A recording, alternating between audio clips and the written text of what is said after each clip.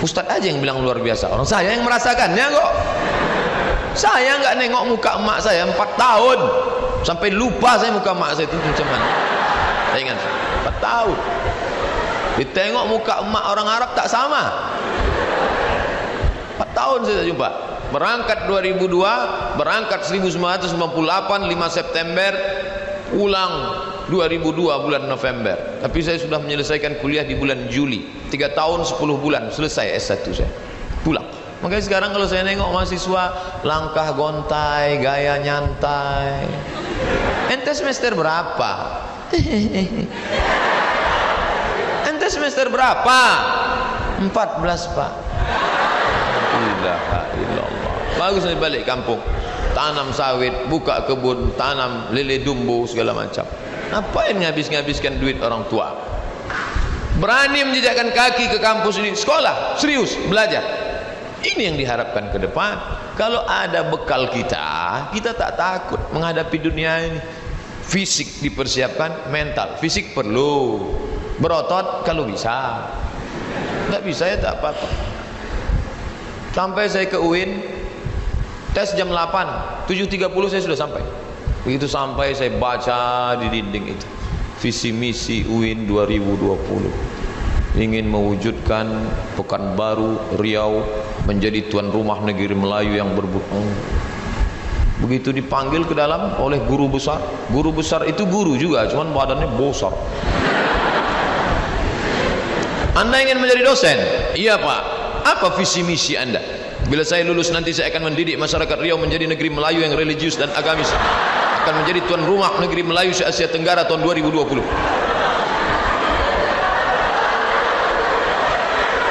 Dia tak tahu, baru tadi saya baca sudah ini.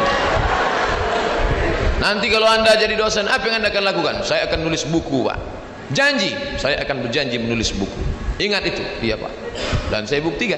Sekarang buku saya ditulis, sudah ditulis di sampulnya, bestseller. Nah, Ustadz mau jual buku ya? Boleh download gratis. www.youtube.com gratis. www.google.com tulis saja situ. 33 tanya jawab seputar kurban, dapat gratis. 77 tanya jawab seputar sholat, dapat gratis. 37 masalah populer, dapat gratis. 30 seputar Ramadan, dapat gratis. Boleh di copy, share, bagi kawan-kawan. Itu janji saya dulu, dan janji adalah hutang. Akan menulis, saya akan menulis, saya buktikan. Saya tak sekedar bicara, saya tulis, saya uploadkan, saya tuliskan, dan bebas. Kata Ustadz bisa di download gratis. Iya, sudah setengah jam kami download kok tak dapat. Paket tak ada. Belilah agak 2 giga. Duit tak ada Pak Ustadz, puasa sunat agak seminggu. Nah, jadi masalah apa kata orang itu kita mesti jawab, tapi ucapan begitu mudah menggerakkan anak lidah, air liur tak berhenti, tapi kita mesti komitmen. Hidup ada janji, dan janji al-wa'du dain, janji adalah hutang. Lalu kemudian masuk ke ruang satu lagi. Ini tak disuruhnya saya duduk. Saya masuk, dia tegak. Tengoknya saya dari atas ke bawah. Takut pula saya. Wah, dia nengok-nengok saya. Coba putar ke kanan katanya. Saya putar ke kanan. Coba putar ke kiri katanya. Saya pun putar ke kiri.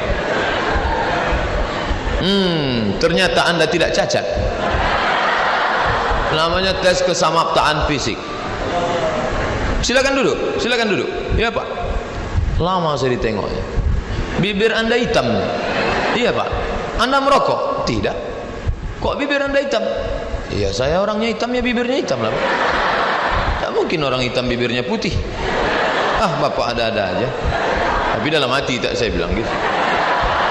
Nanti tersinggung dia. Kita tetap menjaga etika, moral. Orang kalau sudah tersinggung rusak hatinya. Tapi kalau sudah kita tata krama, sopan santun, akhlak baik, sentuhlah dia tepat di hatinya, dia akan jadi milikmu untuk selamanya. Selesai itu ditanya-tanyanya masalah macam-macam, selesai. Habis itu masuk lagi. Ini katanya yang paling strength ini. Hati-hati Mat, yang ruangan itu killer. Kill membunuh, killer pembunuh. Wah, kalau begitu saya sebagai orang Melayu harus menyiapkan pencak silat ini. Orang Melayu kalau dia pakai songket, lihat songketnya. Kalau songketnya di atas lutut, itu berarti belum menikah. Dia sudah siap-siap mau bersilat. Tapi kalau songketnya di bawah lutut, itu dia sudah menikah. Makanya suami ibu kalau dia pakai songket di atas lutut, waspadalah. Nah, masuklah saya ke dosen killer tadi, ditengoknya saya, tak ada senyum-senyumnya. Silakan duduk. Ya Pak. Kamu mau jadi apa? Mau jadi dosen Pak.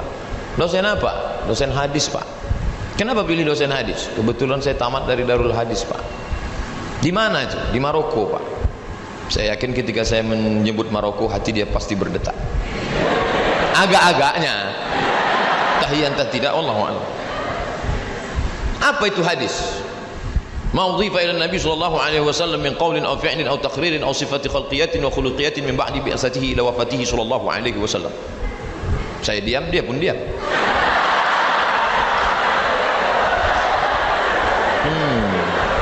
Saya sengaja tak terjemahkan, karena kalau saya terjemahkan panjang cerita dia nanti kan, dan dia juga tak mau bertanya. Dia tentu gengsi kan. Wah, udah dia. Berapa pembagian hadis? Hadis kalau menurut jumlah periwayatnya, kalau riwayatnya satu orang namanya gharib, riwayatnya dua orang namanya aziz, riwayatnya tiga orang namanya masyhur, kalau 4, 10, 30, 300 sampai banyak itu namanya mutawatir. Kalau lafaznya nama sama namanya mutawatir lafzi, kalau lafaznya berbeda namanya mutawatir maknawi. Kalau ditengok dari sampai sanadnya, kalau sampai ke Nabi namanya marfu', kalau sampai ke sahabat namanya mauquf, kalau sampai ke tabi'in namanya maqtu'. Kalau dilihat dari derajat kualitasnya, yang paling tinggi adalah sahih, wa sahih adalah hasan, wa hasan adalah dhaif, wa dhaif adalah maudhu'.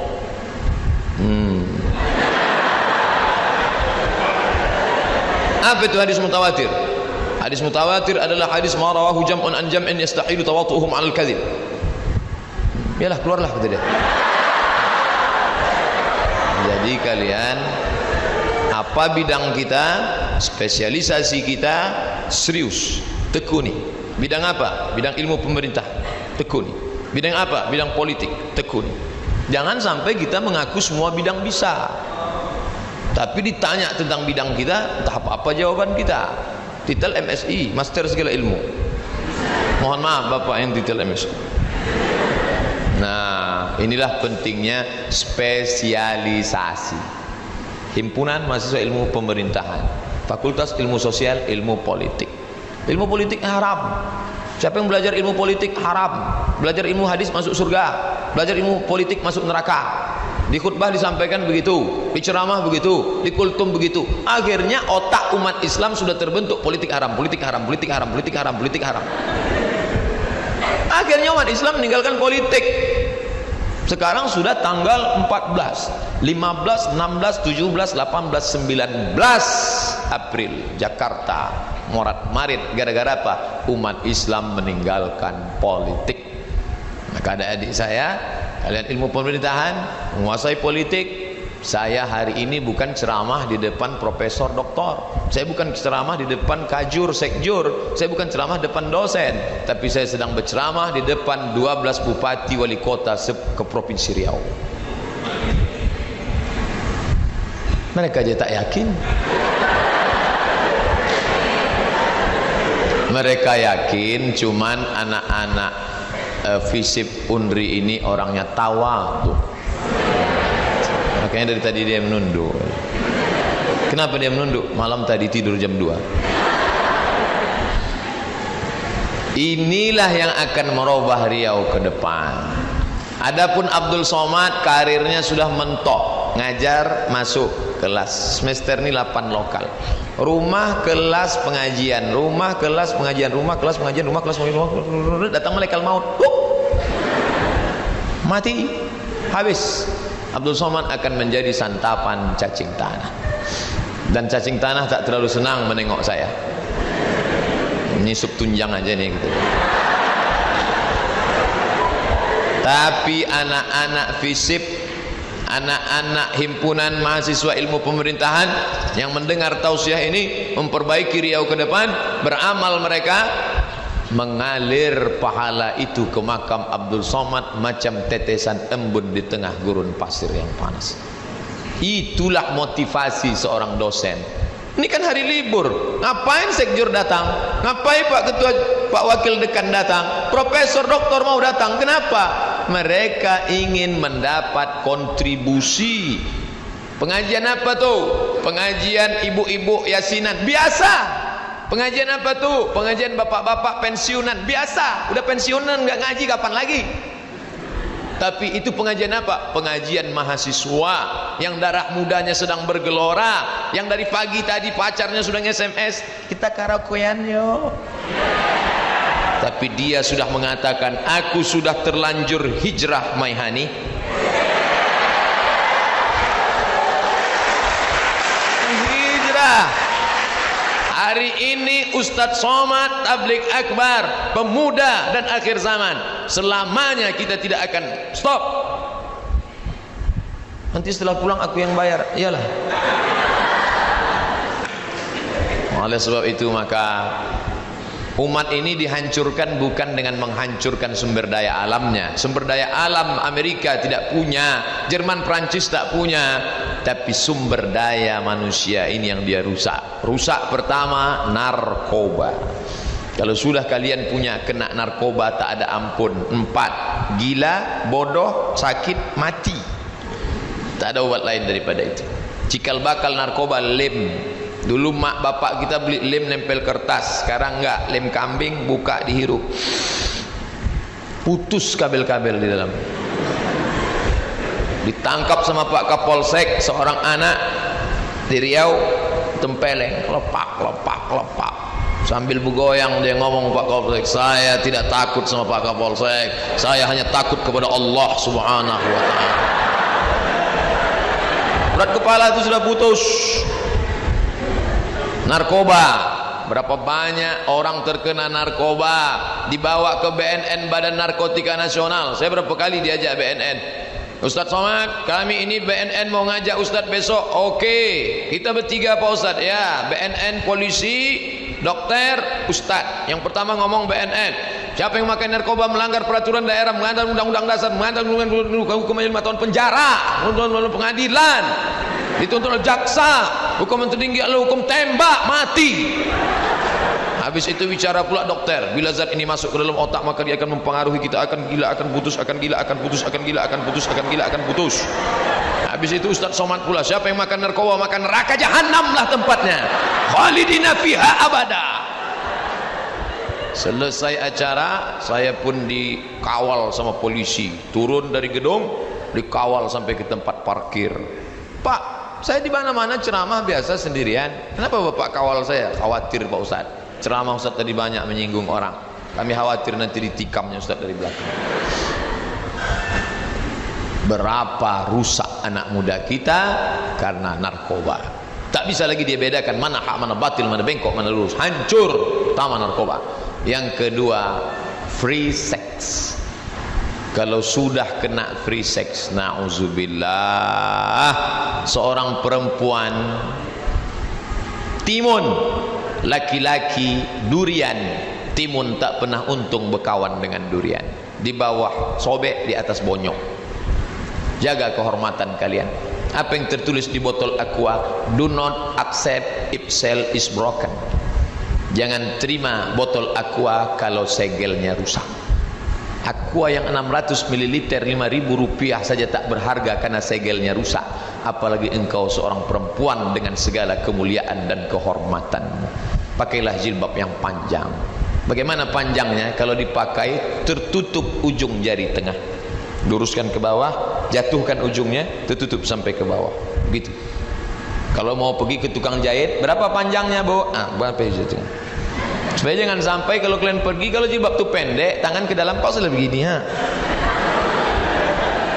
Kalau mau jilbab yang sudah jadi asli, pilih yang ukuran XXL. Ustadz kok tahu? Pokoknya tahulah saya. Ukurannya XXL, tutup sini. Jilbab syar'i, alhamdulillah di sini semuanya pakai jilbab syar'i. Tapi kalau saya ceramah di tempat lain, di dalam acara walimah nikah tadi, saya tengok tadi ada yang pakai jilbab namanya pasrah tapi tak rela. Belakang tertutup, muka terbuka sikit. Iya Jeng, mau kemana? Bentar ya. Ada satu lagi namanya jilbab sakratul maut. Kain panjang itu dililitkan ke leher.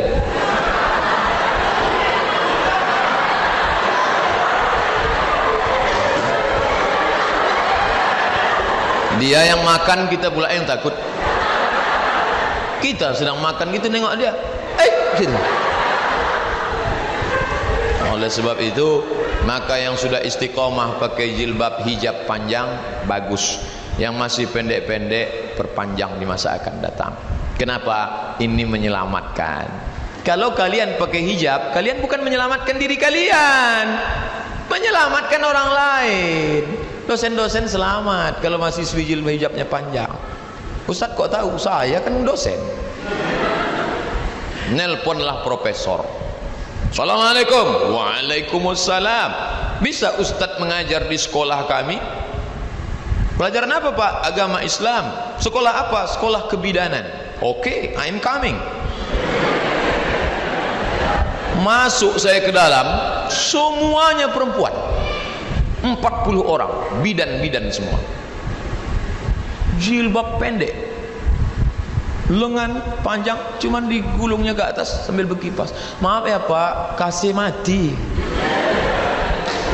Mengajar saya 3 kali masuk. Habis itu saya bilang ke profesor, nampaknya saya mengajar wal awwal wal akhir.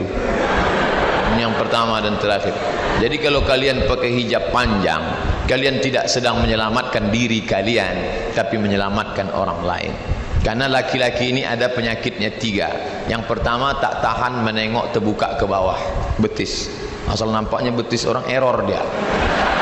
Yang kedua, tak tahan menengok terbuka ke atas. Asal nampaknya rambut terbuka, error. Yang ketiga, tak tahan mendengar suara. Asal dengarnya suara lemah gemulai, langsung hang dia. Maka kalian jangan bersuara mendayu-dayu lemah gemulai.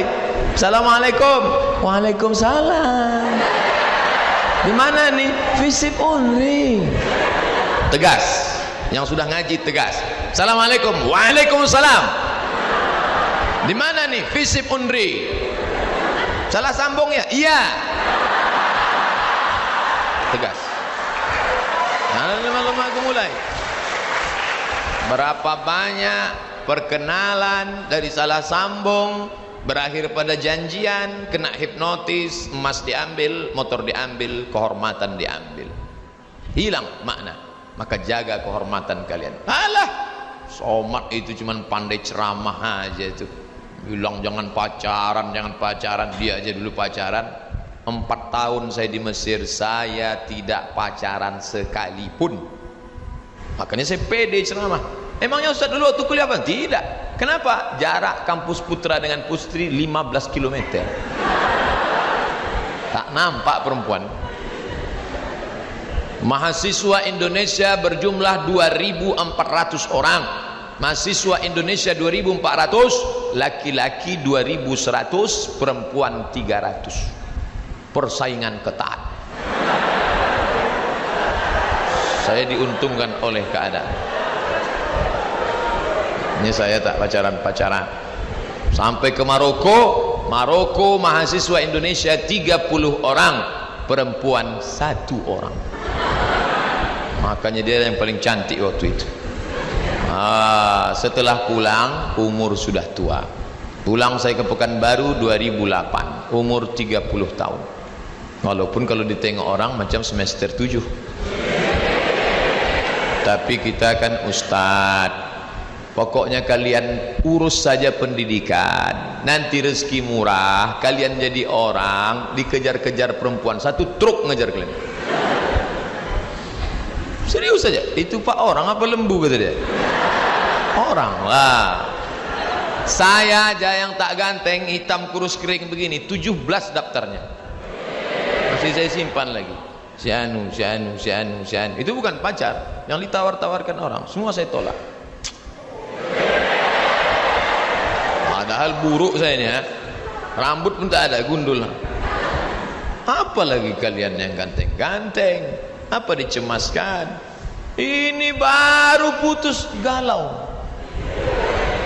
Dingin lontong di depan. Lewat saya. Ente kenapa? Galau Ustaz. Galau kenapa? Dia minta, katanya kalau abang hijrah berakhir hubungan kita sampai di sini. Makan lontong. Nanti ente jadi orang, dia mengejar ente. Perempuan yang paling rugi adalah yang meninggalkan ente. Tengok 5 tahun akan datang. Di mana Pak Ustaz? Mana saya tahu. Nantilah. Anak lajang ganteng berprestasi kok mentalnya down begitu. Saya aja baru duduk 5 menit di kantin, berapa perempuan banyak lewat situ. Lewat aja. Pokoknya setelah kalian berhasil, yakin pada janji Allah, maka Allah akan berikan yang terbaik. Kenapa mesti takut? Ustaz Somad? Iya. Ustaz sudah nikah? Belum. Mau saya carikan?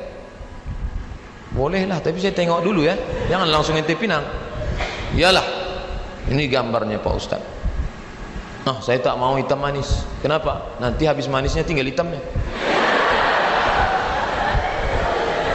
Jangan kau cari terlalu cantik. Karena kalau kau terlalu cantik, nanti kawanmu berbisik, pakai pelet ya. Jangan kau cari terlalu jelek, nanti malu kau bawanya undangan.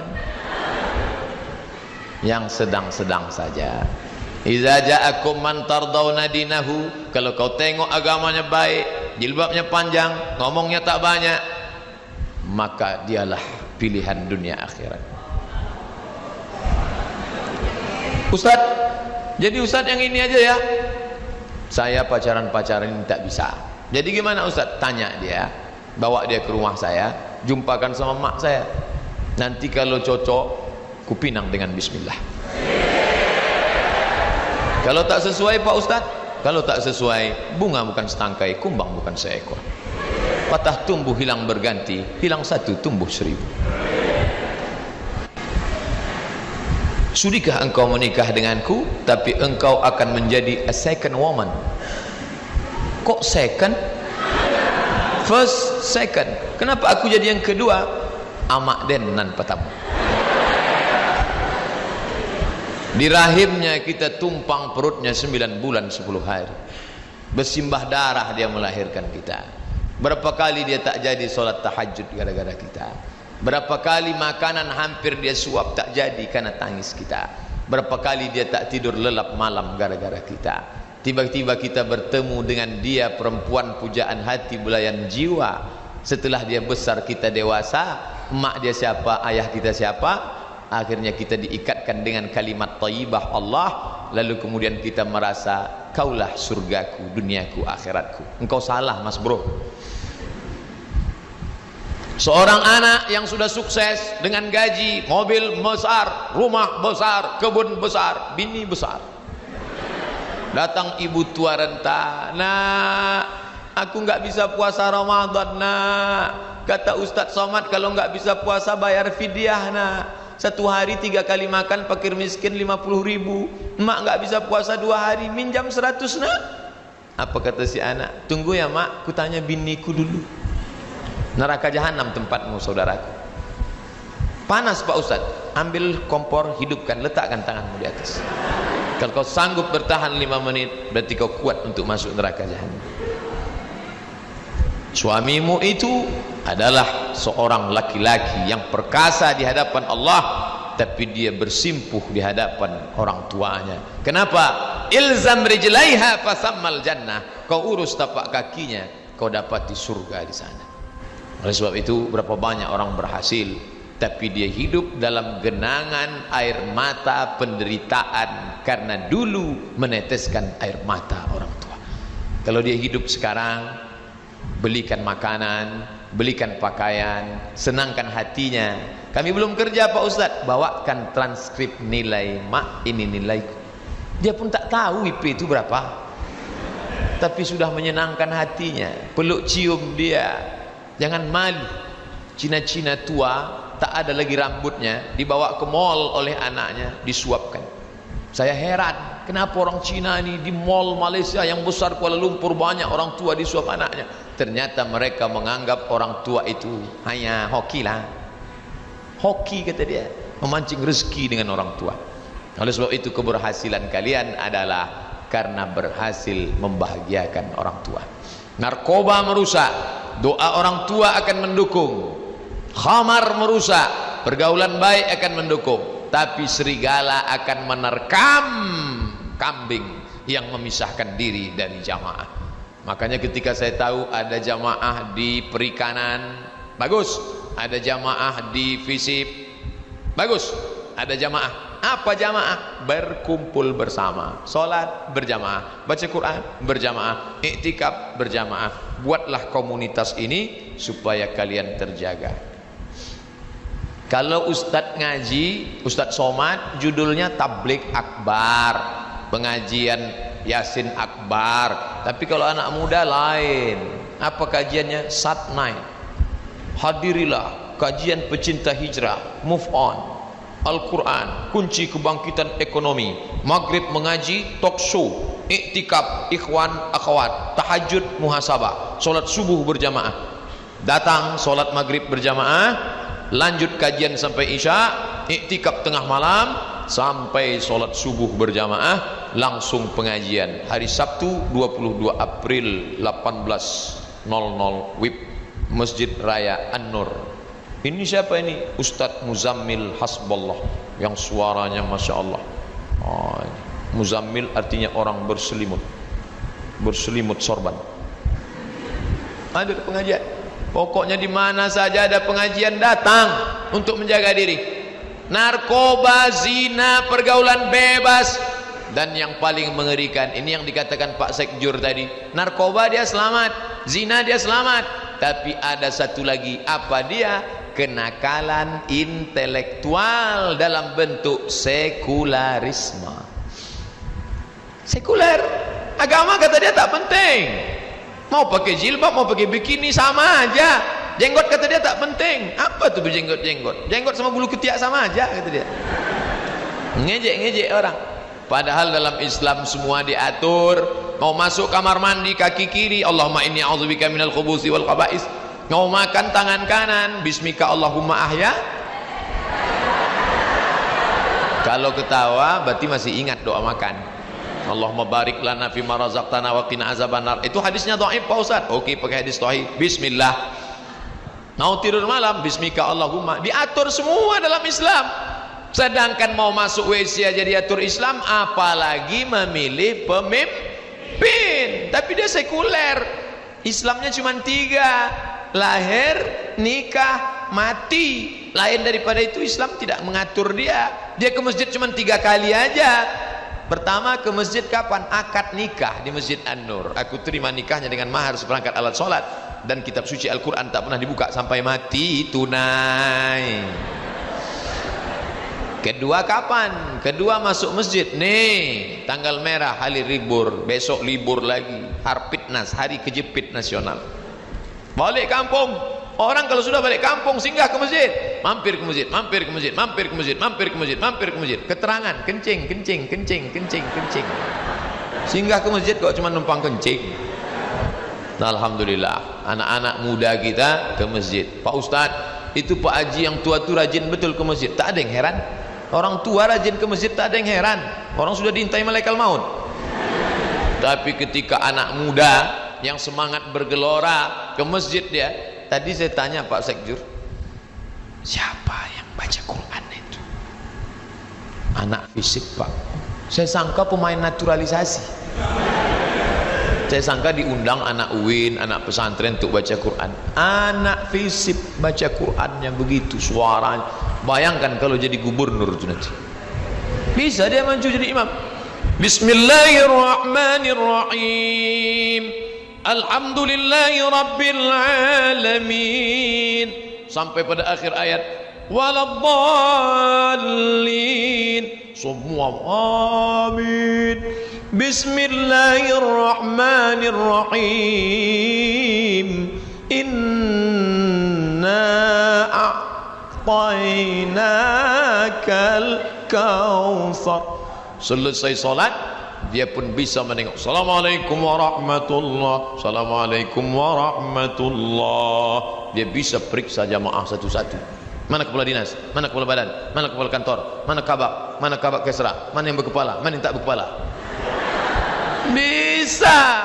Kenapa? Karena dia punya segenggam kekuasaan. Kepala dinas itu pontang-panting. Masuk dia ke masjid, musola, kantor, kok bisa tak ada yang azan? Sekarang banyak orang cuek. Tapi kalau yang tadi masuk dia tak ragu hidupkan mikrofon. Orang dia biasa hidupkan azan dia. Allahu Akbar, Allahu Akbar. Orang yang sedang di kantin siapa itu? Pak Gubernur azan. Ayo kita patik.